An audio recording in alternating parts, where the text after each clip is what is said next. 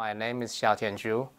I'm a director of computational chemistry and structural biology at ARIAD. People in our group use molecular biology tools to express and purify protein, particularly for the targets that we're interested in. And then we determine the crystal structures of this protein targets bind with small molecule inhibitors. The structural information is then transferred to our computational chemists, and they use the structural information to design new inhibitors that have improved potency and selectivity based on the structural information. When we started working on planatinib, trying to find a good pan-BCR-ABL inhibitor, we found that for the known inhibitors at that time, they all make a key hydrogen bond to this gatekeeper residue, T315. That interaction was initially used to ensure tight inhibitor binding and also selectivity, but later on, that created a problem and opened the door for drug-resistant mutation.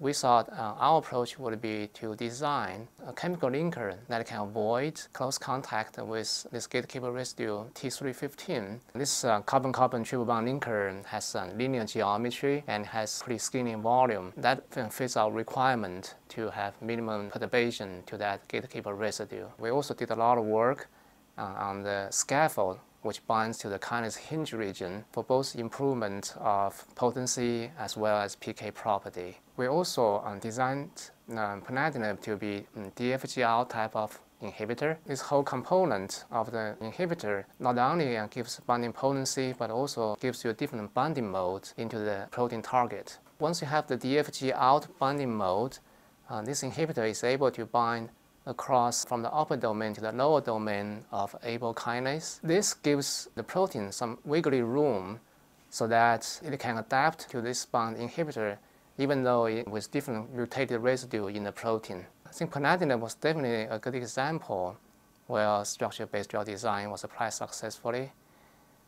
But I think also equally importantly is that we had a very good research team across different research areas, including biology, chemistry, pharmacology, anatomy, and many different areas. All people from different research groups really made this project possible to identify successfully planatinib as a drug candidate in our company.